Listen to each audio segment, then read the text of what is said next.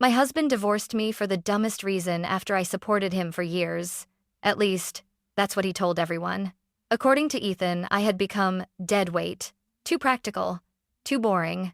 Too focused on paying bills instead of believing in his bigger vision. The funny thing is, those bills were the only reason his vision had a roof over its head. For 7 years, I paid the mortgage, the utilities, the insurance, the groceries, every repair when something broke in the house. Ethan called it temporary support while he built something great. I called it marriage. Then one night, he sat across from me at the kitchen table, folded his hands like a motivational speaker about to drop wisdom, and said calmly, "I think we should get divorced.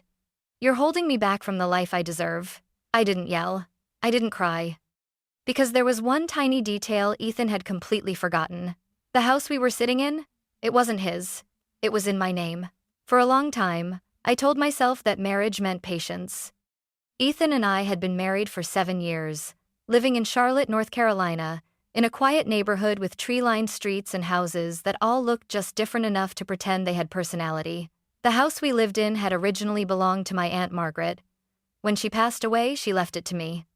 At the time, Ethan hugged me tightly and said it felt like the universe was finally giving us a chance to start our life together. Back then, I believed him. In the beginning, Ethan had plans, big ones. He talked about business ideas the way some people talk about travel dreams. Constantly, passionately, and with absolute certainty that they would happen soon. First, it was a podcast about modern entrepreneurship. Then it was an online coffee brand he insisted would disrupt the market.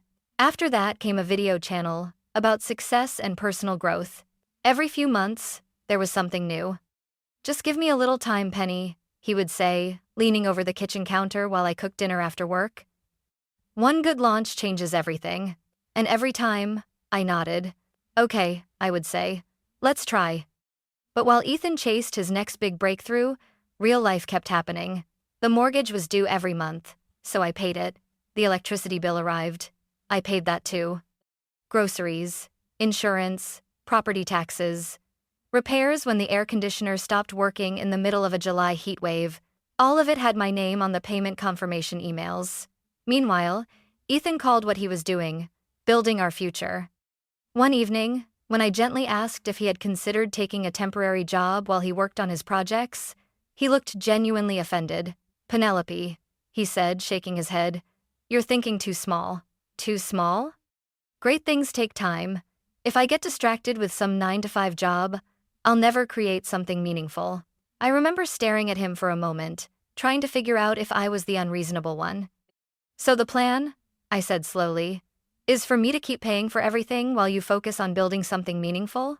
He smiled like I had just confirmed his point. "Exactly. That's partnership." For a while, I convinced myself he was right. Marriage meant supporting each other, didn't it? But the years kept passing. The podcast disappeared after 12 episodes. The coffee business never made it past a logo and 3 bags of beans stacked in our pantry. The Success channel on YouTube lasted exactly 4 months before Ethan decided the algorithm was rigged against authentic creators. Still, every time a new idea appeared, he talked about it like it was the one that would finally prove everyone wrong. And every time, I quietly moved money around in my budget to make room for another experiment. My friends started noticing before I did. My best friend Megan came over one Saturday afternoon and watched Ethan pacing around the living room, explaining his newest concept, a personal branding mastermind group. When he left to take a phone call outside, she leaned toward me. "Penelope," she whispered, "does he ever actually make money?" I hesitated. "Not yet." Megan blinked. "And he's been doing this full-time for how long?" I looked down at my coffee. "About 3 years." She didn't say anything else after that, but the silence between us said more than words. Still, I kept believing things would change. Because Ethan always sounded so sure.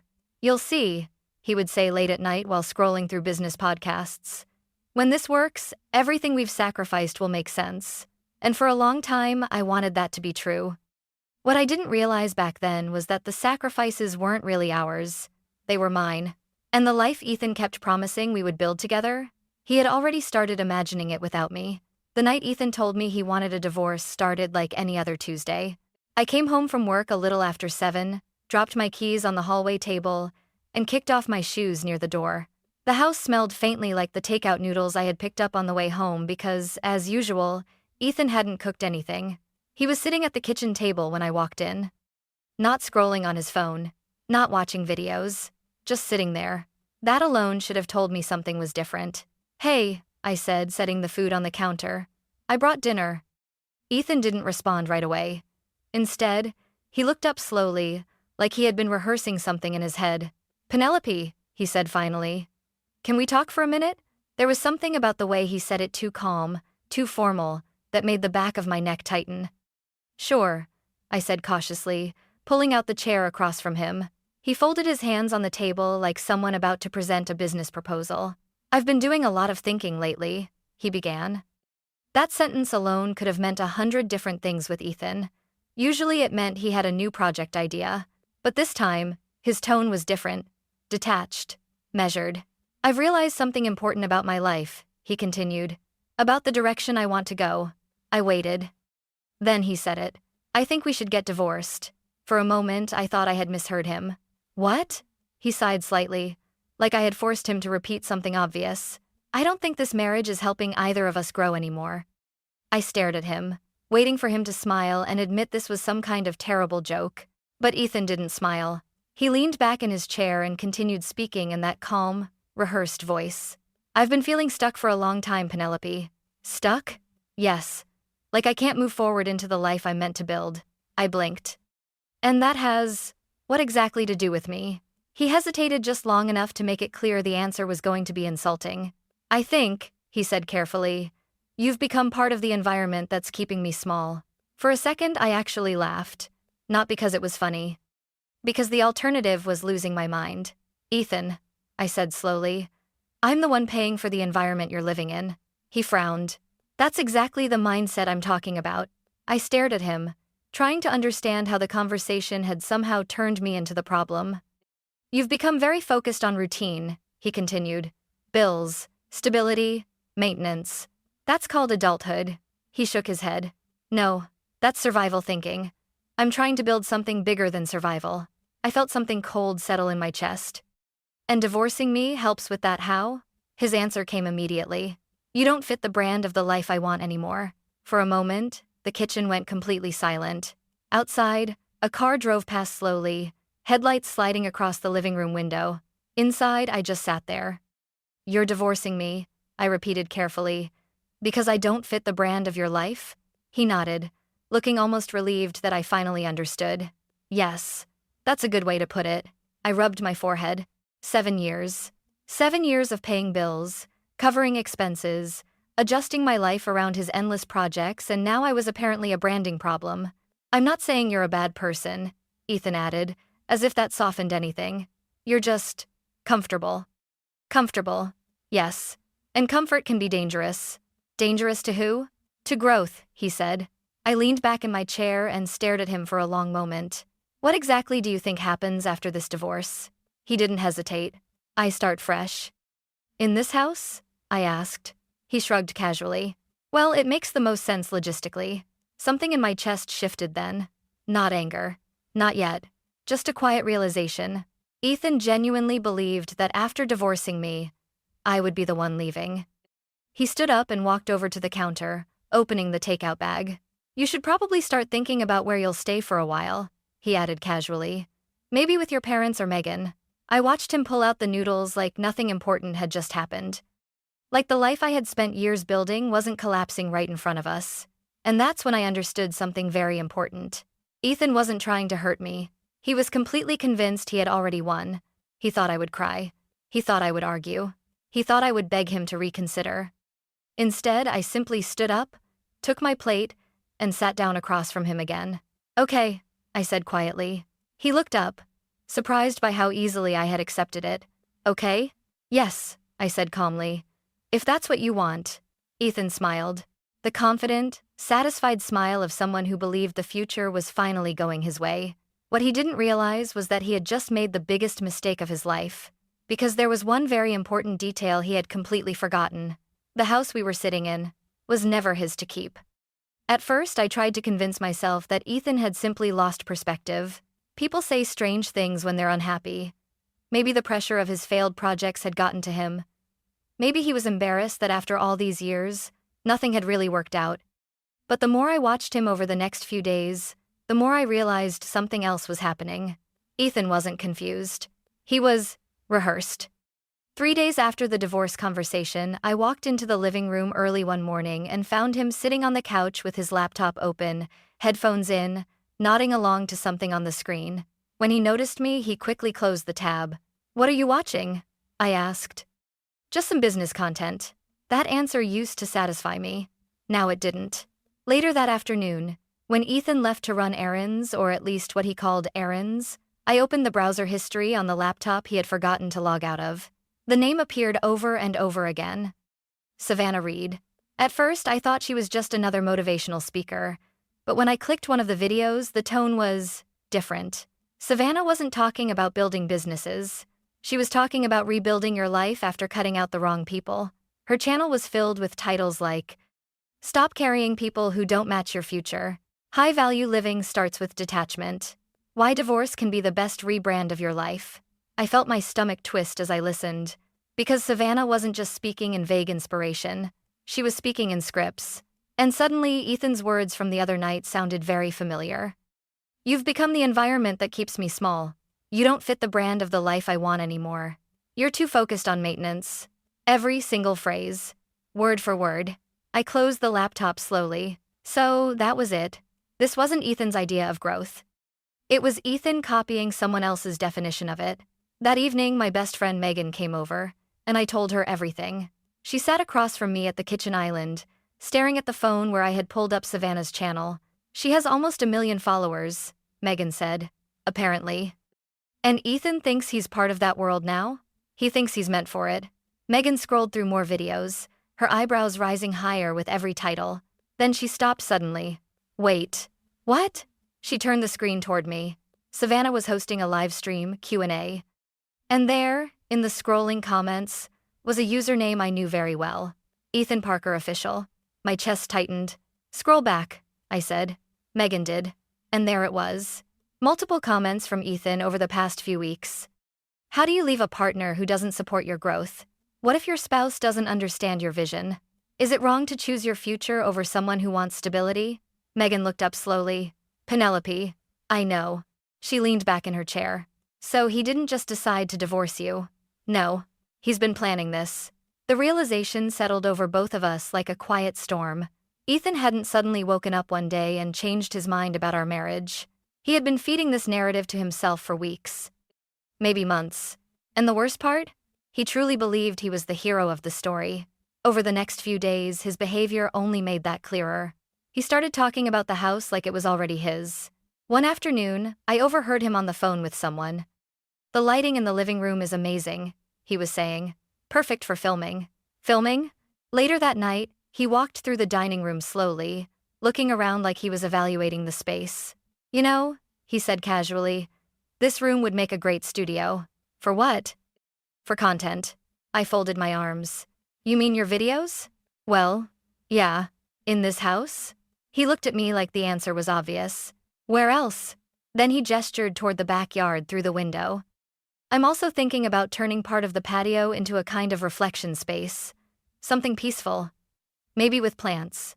I stared at him. "You're planning renovations?" "Just small changes. In a house you're divorcing the owner of?" He waved a hand dismissively. "Come on, Penelope. Let's be realistic." "About what?" "About what makes sense after the divorce." And there it was again. That quiet confidence. That absolute certainty that somehow, when everything was over, I would be the one leaving. 2 days later, the situation became even stranger. Ethan walked into the kitchen while I was making coffee and said, almost casually, "Oh, by the way, someone might stop by this weekend." I didn't look up from the coffee machine. "Who?" "A collaborator." "What kind of collaborator?" He shrugged. "Content." "Content about what?" He hesitated just long enough to make my stomach tighten again. "About new beginnings." I slowly set my coffee mug down. "And where exactly will this content be filmed?" Ethan smiled. "Right there in the middle of my kitchen. Probably here," he said. That was the moment I realized something very important. Ethan wasn't just divorcing me. He was planning to turn our divorce into the launch of his new life story. And in that story, I wasn't the woman who supported him for years. I was the obstacle he bravely left behind. I didn't argue. I didn't yell. Instead, I quietly picked up my phone later that evening and called the one person who could make sure Ethan's version of events never became reality: my attorney. Because if Ethan wanted an audience for his new chapter, I was more than happy to give him one, just not the one he expected. The morning after Ethan told me about his content collaborator, I woke up earlier than usual. Not because I couldn't sleep, because my mind had finally become very, very clear. For years I had responded to Ethan emotionally, trying to reason with him, trying to support him, trying to make things work. But this situation wasn't emotional anymore. It was legal. And the truth was simple. The house belonged to me. Not metaphorically. Not morally. Legally. I sat at the kitchen table with my laptop open and a cup of coffee growing cold beside me while I pulled up the documents I hadn't looked at in years. The deed. The inheritance paperwork from my Aunt Margaret. The property tax records. Every mortgage payment confirmation. Every repair invoice. Every utility bill. All of them had the same name printed clearly at the top: Penelope Parker. Mine. I stared at the screen for a moment, remembering the day my aunt's lawyer had handed me those papers. Ethan had been there too. Back then, he hugged me tightly and said, "This changes everything for us." At the time, I thought he meant our future together. Now I wondered if he had always meant something else. By 10 o'clock that morning, I was sitting in a quiet office across from a woman named Rebecca Collins, one of the most recommended divorce attorneys in Charlotte. Rebecca was calm, direct, and refreshingly unimpressed by drama. She skimmed through the documents I had brought, occasionally nodding. "So," she said after a few minutes, "let's clarify the important part first." I leaned forward slightly. "The house," she said, tapping the deed with her pen, "was inherited before the marriage." "Yes. And every financial record shows that you've been the one maintaining it." "That's correct." Rebecca closed the folder.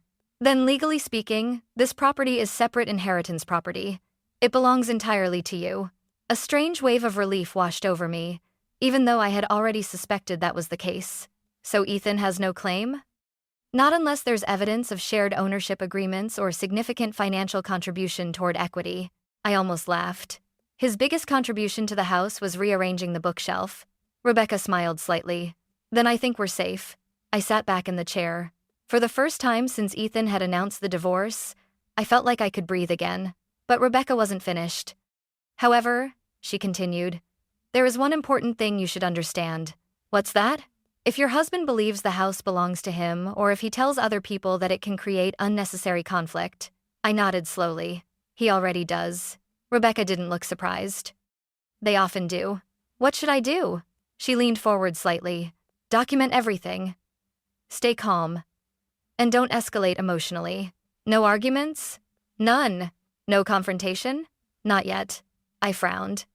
"So I just let him keep acting like the house is his?"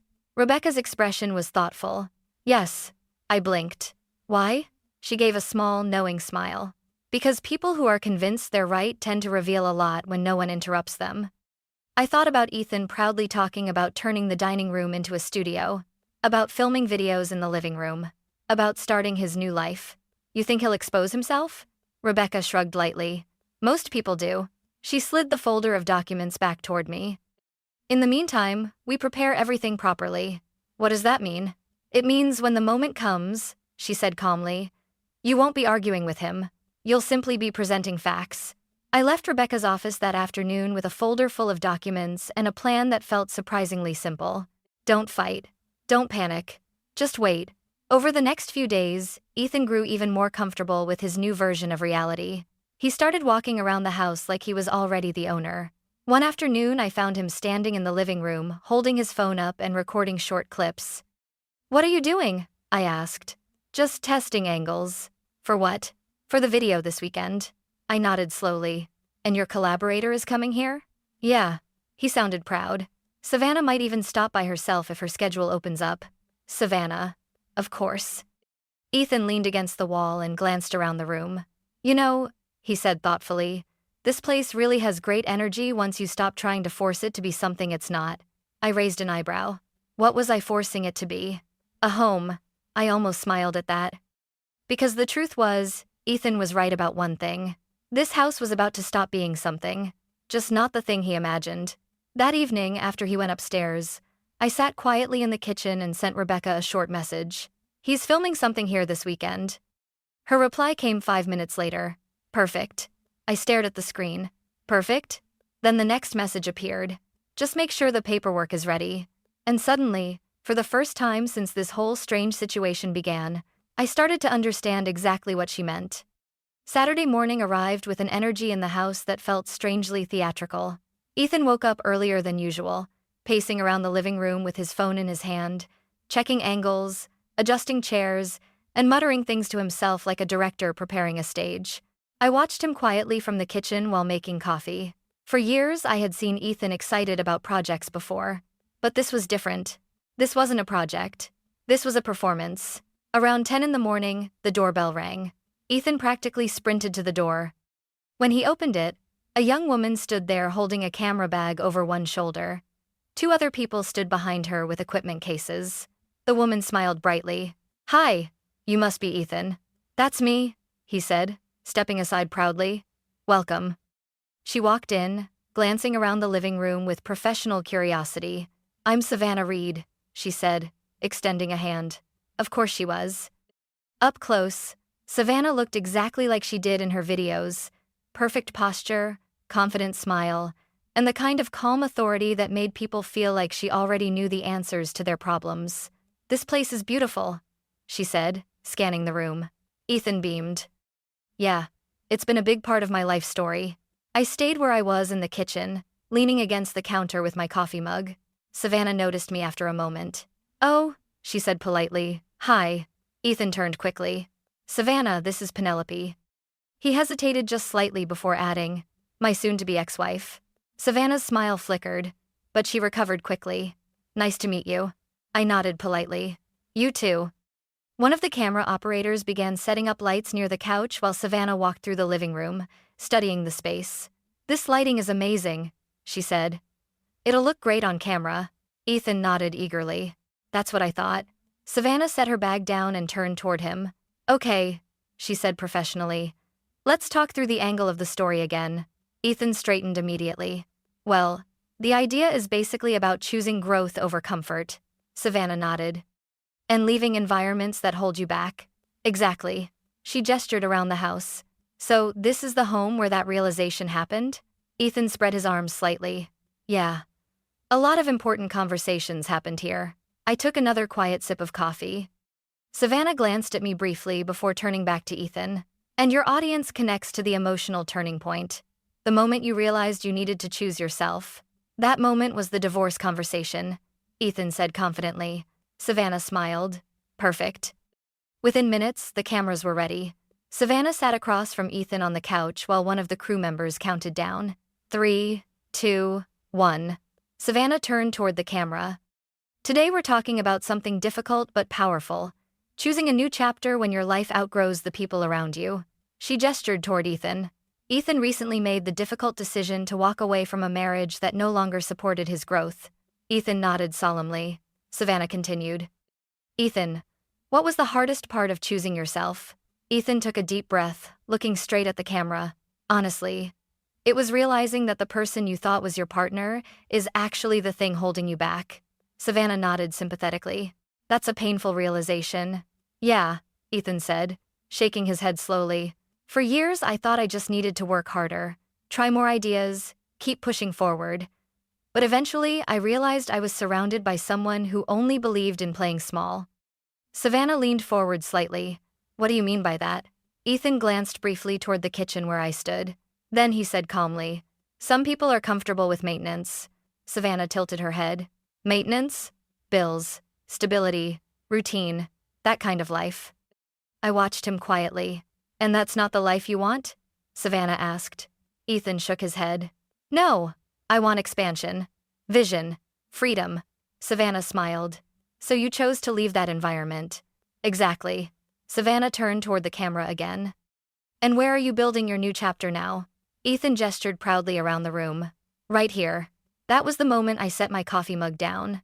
The small sound of porcelain touching the counter echoed through the quiet room. Savannah and Ethan both glanced toward me. I walked calmly into the living room. In my hand was a thin folder. Actually, I said gently, this might be a good time to clarify something. The room grew still. Ethan frowned slightly. Penelope, we're filming. I know. Savannah looked uncertain. Is everything okay? I walked over to the coffee table and placed the folder down carefully. Yes, I said calmly. Everything is perfectly fine. Ethan crossed his arms. What is this? Documentation. Savannah glanced between us. Documentation of what? I opened the folder and slid the first paper across the table. It was the property deed. The words were clearly printed across the top. Owner, Penelope Parker. Savannah leaned forward slightly, reading. Ethan frowned. What are you doing? I pulled out the next document. The inheritance paperwork. Then the property tax records. Then the mortgage payment history. Every single document had the same name at the top. Mine. Savannah looked up slowly. Wait. Ethan's voice tightened. Penelope, this isn't the time. I met his eyes calmly. You said this was the house where your story began. Savannah looked between us again. So, this is your house? Yes, I said simply. Ethan shook his head quickly. We're married. That means… No, I said gently. That means you live here. Savannah blinked. But you just said this was where your new life is starting. Ethan opened his mouth, then closed it again. I pulled out one last paper. A letter from my attorney. This house was inherited by me before our marriage, I said calmly. It is legally separate property. Savannah stared at the documents. So Ethan, her voice slowed slightly. You don't own this house? The room became painfully quiet. Ethan's confidence began to crack. Well, technically. I finished the sentence for him. He doesn't. Savannah leaned back slowly. One of the camera operators lowered his equipment. Wait, he said quietly. So the entire story we're filming, I gave a small polite smile, is missing an important detail. Ethan looked at me, panic flickering across his face for the first time. You're trying to embarrass me. No, I said softly. You did that yourself. Just then, my phone buzzed in my pocket. I glanced at the screen. Rebecca. Right on time. I answered and set the phone on speaker. Good morning, Penelope. Rebecca's calm voice filled the room. Good morning, I replied. Savannah looked stunned. Who is that? My attorney. The silence in the living room was absolute. Rebecca continued calmly. As we discussed, the property at this address is legally owned solely by my client, Penelope Parker. Ethan's face had turned pale. And since the divorce process has begun, Rebecca added, Mr. Parker will need to make arrangements for alternate housing. Savannah slowly closed her notebook. The camera operator turned off the light. Ethan looked around the room. The cameras, the crew, the documents on the table. The story he had planned to tell had just collapsed. And suddenly, for the first time since he asked for the divorce, Ethan realized something. The house he had been proudly presenting as the beginning of his new life was never his to begin with. The moment after the filming stopped was the quietest the house had been in years. No one moved. The camera lights were off, but the tension in the room felt brighter than anything they had set up earlier. Savannah was the first one to speak. Ethan, she said carefully, you told us this house belonged to you. Ethan rubbed the back of his neck. Well, it's more complicated than that. Savannah glanced down at the documents still spread across the table. The deed, the inheritance paperwork, the payment records. None of it looked complicated. It looked very clear. So you don't actually own the house? She asked. Ethan hesitated. We're married, he said again, as if repeating it might magically change reality. Savannah leaned back slowly. That's not the same thing. The camera operator beside her quietly packed away one of the tripods. Another crew member zipped up the lighting case. It was obvious to everyone in the room that the video they came to film no longer existed. Savannah stood up. I think we're done here. Ethan blinked. What? She gestured toward the table. This story isn't what you said it was. Ethan looked around the room desperately. You're overreacting. No, she said calmly. We're avoiding misinformation. Her tone wasn't angry. If anything, it sounded disappointed. She turned to me. I'm sorry you were put in this position. I nodded politely. Thank you. Within minutes, the crew began heading toward the door. As they passed Ethan, none of them said a word. The silence felt heavier than any accusation. Savannah was the last one to leave. Before stepping outside, she paused. Ethan, she said, her voice calm but firm. Your story might still be worth telling one day. He looked hopeful for half a second. Then she added, but it needs to be the truth. And then she was gone. The door closed. And suddenly the house felt very different. Ethan stood in the middle of the living room staring at the empty space where the cameras had been. His hands slowly curled into fists. You planned this, he said. I leaned against the kitchen counter again. No, you embarrassed me. You invited people into my house and told them it was yours. He shook his head in disbelief. You could have handled this privately. I did, I said calmly. For 7 years. That answer seemed to hit harder than anything else I had said. For a moment, Ethan didn't respond. Then his phone buzzed. He looked down. Another notification. Then another. Within seconds, the confident expression he had been wearing all morning disappeared. What? I asked quietly. He didn't answer. Instead, he turned the phone toward me. Someone had already posted a short clip from the filming session online. Not a polished video. Just a 30-second behind-the-scenes moment. The exact moment when Savannah asked the question. So you don't actually own the house? The clip had already gathered thousands of views. The comments were appearing faster than Ethan could scroll. Wait, he lied about the house? This is the guy who talks about personal accountability? Bro built his whole brand on someone else's mortgage. Ethan's face turned red. This is ridiculous. He began typing furiously. They're twisting the story. He hit post and threw the phone down on the couch. What did you write? I asked. That you set me up, he snapped. That you humiliated me. I raised an eyebrow. And the house? What about it? Did you mention that part? He didn't answer. Over the next few days, Ethan did exactly what Rebecca had predicted. He tried to rewrite the story. First, he told people that I had forced him out. Then he said the house was supposed to be transferred to his name. After that, he started claiming that we had some kind of verbal agreement about ownership. Every version sounded different. None of them included the documents sitting safely in my lawyer's office. Meanwhile, the internet had already decided what it thought of the situation. The short clip kept spreading. Not because it was dramatic, because it was simple. A man claiming success. A woman calmly presenting the facts. Reality tends to win those arguments. One evening, about a week later, my phone rang. The caller ID surprised me. Robert Parker, Ethan's father. I answered carefully. Hello? His voice sounded tired. Penelope, I just saw the video. I took a slow breath.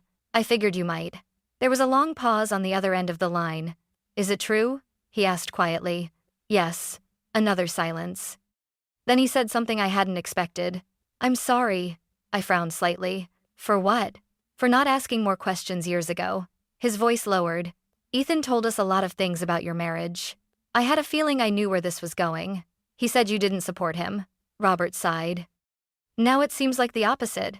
I looked around the quiet living room. The same room where Ethan had stood proudly only days earlier, convinced he was launching a new chapter. I didn't call to cause problems, Robert continued. I just wanted to know the truth. You have it. He hesitated before asking the final question. Where is Ethan staying right now? I didn't answer right away. Because the truth was simple. After the filming disaster, Ethan had packed a few bags and left. He said he needed space. He said he would figure things out. But pride is a difficult thing to maintain when reality keeps interrupting. The last message he sent me had arrived 2 nights earlier. A single sentence. My car battery died. I never replied. So when Robert asked where his son was staying, I told him the truth. I think, I said quietly, he's still in his car. After my conversation with Robert, a strange calm settled over my life. For the first time in years, the house felt quiet in a peaceful way, not the tense kind of quiet that comes from walking around someone else's moods. I went to work. I came home. I cooked dinner for one. And slowly, the air in the house started to feel like it belonged to me again. But Ethan wasn't finished creating problems. About 4 days after the phone call with his father, my friend Megan texted me late one evening. Megan, you might want to see this. She sent a screenshot. It was a post Ethan had written on social media. A long one. The kind that tries to sound thoughtful while quietly blaming everyone else. The headline alone made me sigh. The truth about toxic support systems. I scrolled through it slowly. According to Ethan's version of events, he had spent years emotionally supporting a partner who resisted growth. He wrote about how difficult it was to leave someone who pretended to help while secretly undermining success. There was no mention of mortgages, no mention of bills, and definitely no mention of whose name was actually on the house. Megan called me immediately after. So, he's rewriting history now, she said. Apparently. Are you going to respond? I leaned back on the couch and stared at the ceiling. No. Why not? Because facts don't need to argue. Megan laughed softly. I wish I had your patience. It's not patience, I said. It's documentation. Meanwhile, Ethan's story kept changing. Within a week, several of his relatives started reaching out to me. First, it was his cousin Lily. She sent a hesitant message asking if we could talk. When we met at a small coffee shop downtown, she looked uncomfortable. Ethan told everyone you were forcing him out of the house, she said carefully. I stirred my coffee slowly. Did he also tell you whose name is on the deed? Lily blinked. No. I opened my phone and showed her a photo of the document Rebecca had scanned for me. Lily stared at it for several seconds. Oh, that single word carried a lot of meaning. So? She said slowly. The house was always yours? Yes. And you paid for everything? Yes. She leaned back in her chair. That's not what he told us. I assumed it wasn't. The conversation didn't last much longer. Lily left looking thoughtful, and apparently she wasn't the only one who had questions. 2 days later, Robert called me again. This time, his voice sounded heavier. I spoke to Ethan, he said. I could imagine how that conversation went. And? Robert exhaled slowly. He asked us for money. I closed my eyes briefly. For what? He said he needed it to start legal action against you. That actually made me laugh. A legal action for what exactly? He claims you promised to transfer the house to him. I shook my head. That never happened. I know, Robert said quietly. The disappointment in his voice was impossible to miss. We asked him for proof. And? He didn't have any. I looked out the living room window at the quiet street outside. What are you going to do? I asked. There was a pause before Robert answered. For the first time in a long time, he said slowly, we're going to stop fixing his problems. Apparently that decision didn't go over well. Later that week, Lily called me again. You won't believe what happened, she said. What? Ethan showed up at my parents' house asking for money. I sighed. How much? $5,000. For what?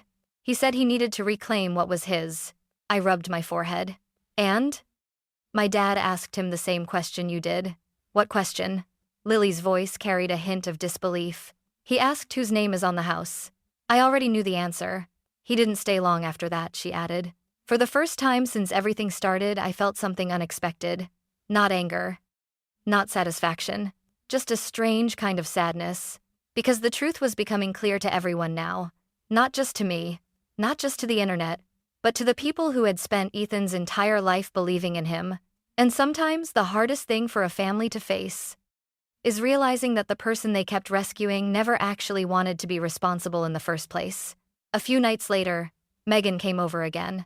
We were sitting at the kitchen table when she asked the question everyone eventually asks in situations like this. So how does it feel? How does what feel? Knowing he's basically destroyed his own reputation. I thought about it for a moment. Then I shook my head. That's not what this was about. She raised an eyebrow. No? No, I said quietly. This was about finally stopping the cycle. Cycle?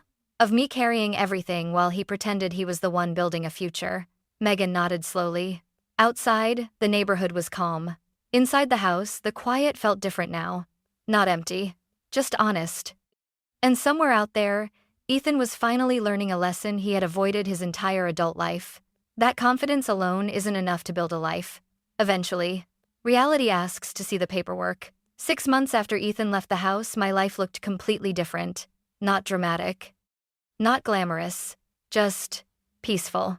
The house felt lighter somehow, like it had finally exhaled after holding its breath for years.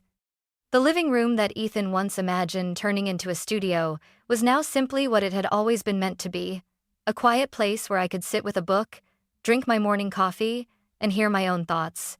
For the first time in a long time, the house felt like mine again. Not just legally. Emotionally. One Saturday afternoon, Megan came over with a toolbox and a ridiculous amount of enthusiasm. We're rearranging this room, she announced, pointing at the old dining area. Rearranging it into what? Your office. I laughed. I already have an office at work. Yes, she said firmly. but this one is for something else. What exactly? Megan leaned against the counter and crossed her arms. For helping other women who end up in situations like yours.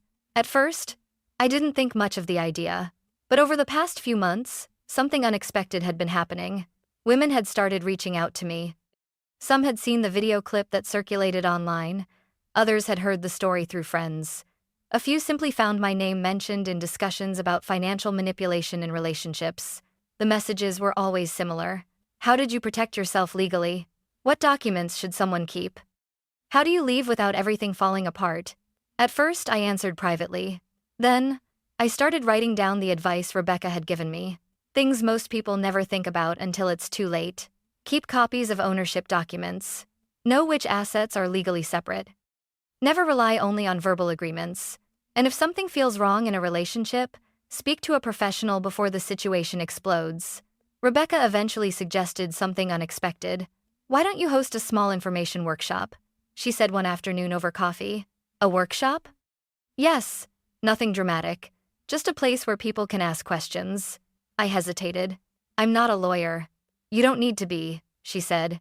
You're someone who learned the importance of protecting herself. So that's exactly what we did.